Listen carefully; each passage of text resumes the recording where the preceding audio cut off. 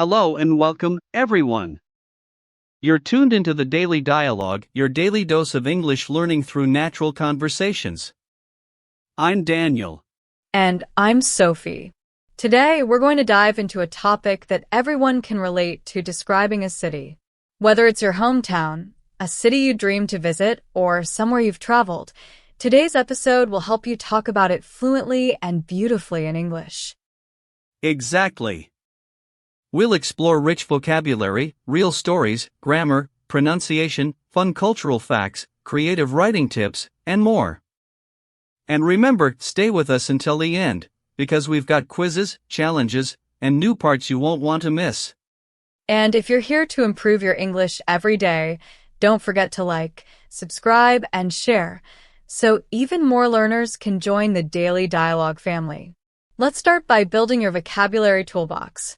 Instead of always saying nice or beautiful, let's add depth. Repeat after us.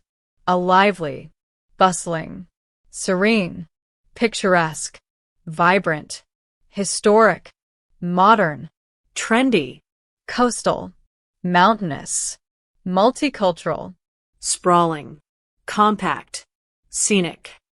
Great! Now try combining two adjectives. A bustling, multicultural city. Or a serene, coastal town. Tip: English speakers love to use pairs of adjectives for rhythm and emphasis. Let's make it real.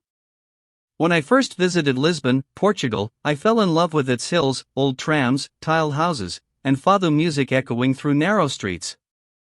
The sunlight there feels golden. Beautiful. For me, it was Kyoto, Japan.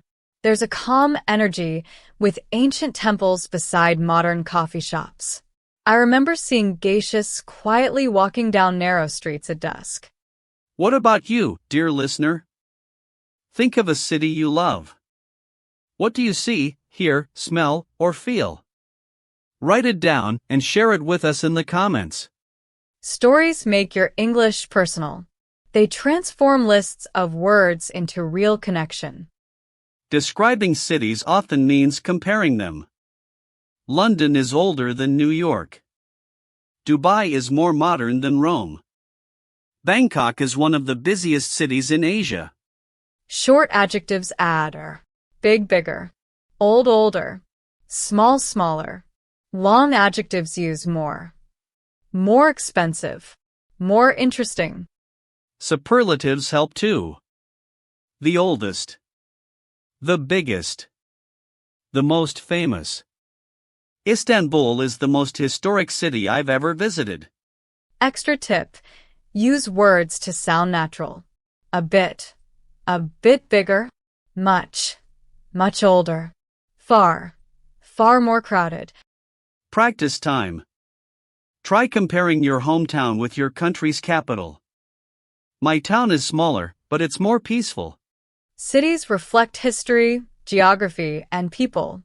Tokyo, neon lights and quiet shrines. Barcelona, artistic streets and beach vibes. Istanbul, where Europe meets Asia. In Scandinavian cities, you see green roofs and people cycling year-round. In Latin America, colorful colonial squares buzz with music and laughter. And in Africa, you find soulful rhythms blending ancient and modern life.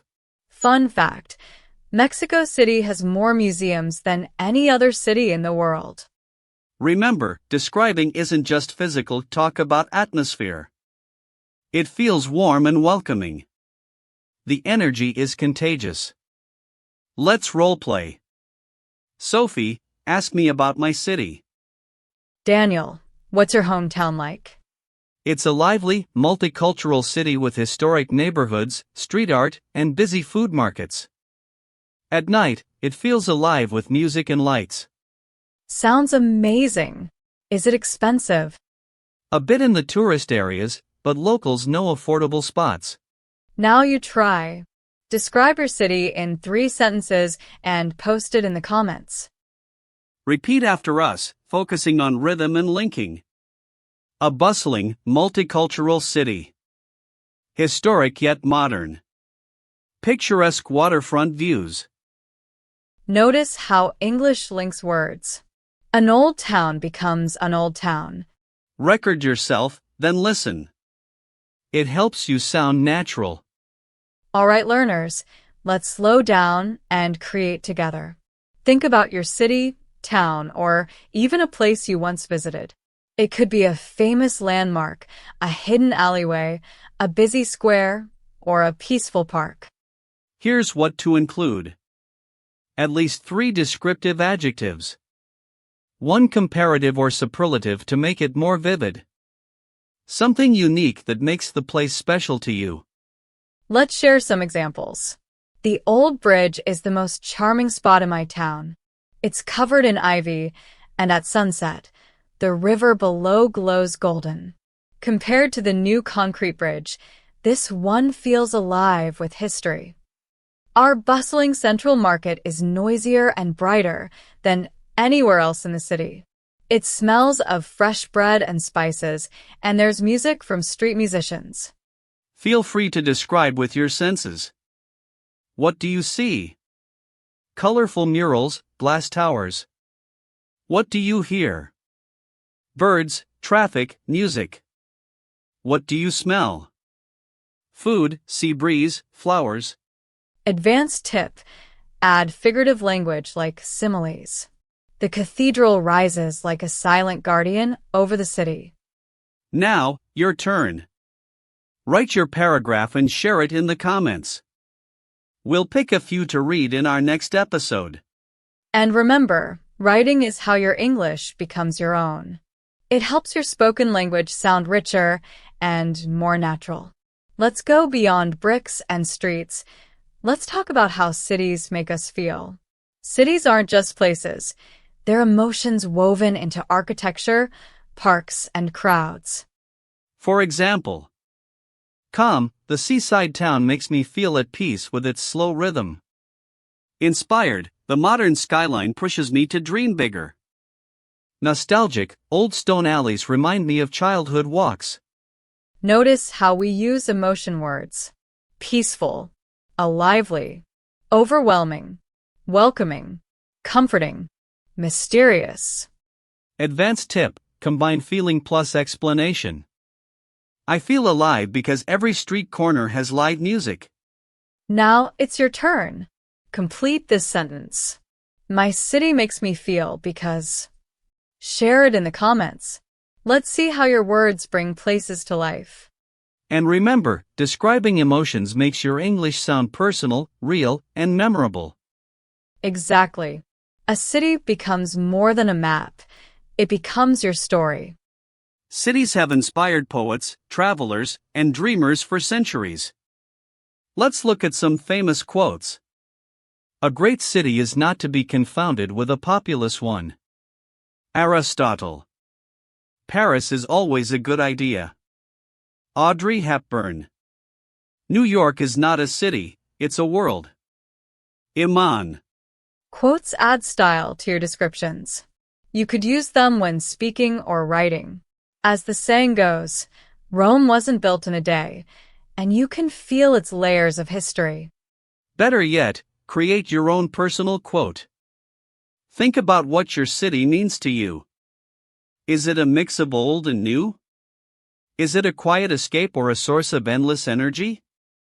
My city never sleeps, but it lets me dream. Or, among concrete towers, I still find spaces to breathe. Writing your own quote helps you develop style and voice in English. Now, challenge time. Write your own short quote about your city and share it below.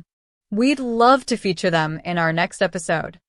And remember, describing cities is about facts and feelings, details and dreams. Your words make the city come alive, for you and your listeners. Describe your city to us. Focus on what makes it unique, what you love, what you'd show visitors. Use vocabulary from today. Add comparatives or superlatives. Your story could help another learner. 1. Which is correct? A more old. B. Older. C. Most old. 2. Historic yet modern is an example of A. Comparison, B. Contrast, C. Superlative. 3. True or false? Most beautiful is a superlative. Comment your answers.